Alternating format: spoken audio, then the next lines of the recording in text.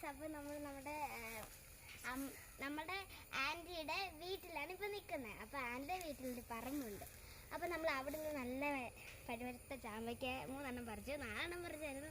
അതിനകത്ത് ഒരെണ്ണം ഞാൻ കഴിച്ചു, 4 5 പറിച്ചു. ഒരെണ്ണം ഞാൻ കഴിച്ചു, ഒരെണ്ണം നമ്മളുടെ ആൻറ്റി കഴിച്ചു. പിന്നെ നമ്മളിപ്പോൾ നിൽക്കുന്നത് നമ്മുടെ പറമ്പിലാണ്. അപ്പോൾ നമുക്ക് പറമ്പിൽ എന്തൊക്കെയുണ്ടെന്ന് നമുക്ക് കാണാം. ബാ, കണ്ടോ, ഇതാണ് നമ്മുടെ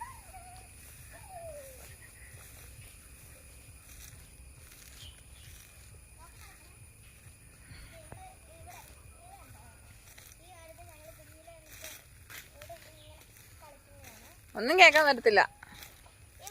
ഇങ്ങനെ കളിക്കുന്നതാണ് കേട്ടോ.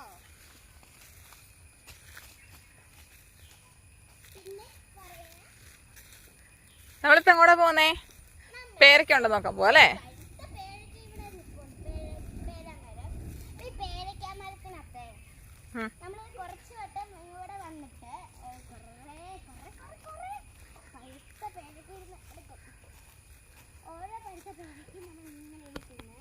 നമുക്ക് നമ്മുടെ പേരമരം അതാണ്.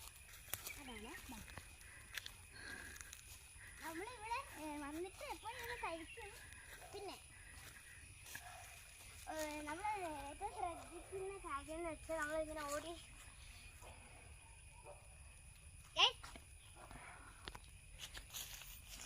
പിന്നെ നമ്മൾ ഏറ്റവും ശ്രദ്ധിക്കുന്ന കാര്യം എന്ന് വെച്ചാൽ നമ്മൾ ഇവിടെ ഓടി അങ്ങ് പോകുമ്പോഴേ താഴോട്ടൊരു കൊക്കയുണ്ട്, അവിടുന്ന് നമ്മൾ വീഴാറുണ്ട്. അപ്പോൾ അത് ഞങ്ങളങ്ങനെ ഇവിടെ ഓടി കളിക്കാറില്ല, ഇതേപോലത്തെ നിരപ്പിൽ ഇങ്ങനെയൊക്കെയാണ്.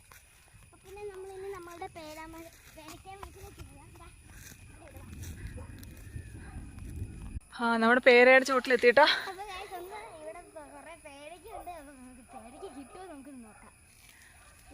കുറച്ച് പേരൊക്കെ കിടപ്പുണ്ട് കേട്ടോ. ദേ ഇവിടെയൊക്കെ ഉണ്ടോ, ഇടയ്ക്കോടെ 2 വെച്ച് കിടപ്പുണ്ട്. ദേ കിടക്കുന്നൊരു പേരയ്ക്ക. പിന്നെ ഇത് ഇച്ചിരി കേടാന്ന് തോന്നുന്നുണ്ട്, ഈ ഒരെണ്ണം. വേറെ ഇടയ്ക്കൂടെയൊക്കെ ഓരോന്ന് കിടപ്പുണ്ട്, നമുക്ക് പറിക്കാം. നമ്മളിവിടെ വന്ന് പേരയ്ക്ക് ഇട്ടില്ലെങ്കിൽ നമ്മുടെ ശിശുദിനം കേട്ടോ, നമ്മുടെ ശിശുദിനം. നമുക്ക് 3 ചാമ്പയ്ക്കയും കിട്ടിയിട്ടുണ്ട്, 4 പേരയ്ക്കയും കിട്ടിയിട്ടുണ്ട്, ഒരെണ്ണം ഇങ്ങനെ ഇരിക്കുന്നതാണ്. ഇത് പന്നലാണ്, അപ്പോൾ നമ്മൾ പറിച്ചെടുത്തു. ഇനി നമ്മൾ ഇവരുടെ ഒന്ന് കട്ട് ചെയ്തിട്ട് പന്നാണെങ്കിൽ ഇത് കളയേണ്ടി വരും. അതുകൊണ്ട് നമുക്ക് ഇനി ഒരു കാര്യമുണ്ട്, ഇനി നമുക്ക് ചാമ്പയ്ക്ക ഇട്ട് നോക്കാം.